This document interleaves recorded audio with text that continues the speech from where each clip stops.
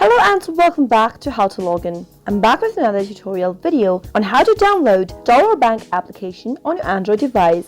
Watch the video till the end in order to learn how and subscribe to our channel if you've not yet. Also press the notification bell icon so that you'll never miss another update from us. In order to download dollarbank mobile application on your Android device, start off by going to your web browser. In the address field at the top, type in dollarbank APK download. From the search results displayed on the next page, go ahead and choose one of the links. In my case, I'm choosing this second link, which will take me to uptodown.com. Tap on the link, and on the next page you can go through and search for older versions of the application or the latest version.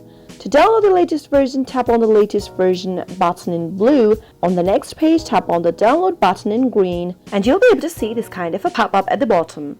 Tap on OK in order to download the file. The file is now downloading on your device. If you'd like to view the details of the progress, tap on the details link at the bottom, and on the next page, you should see your application download progress.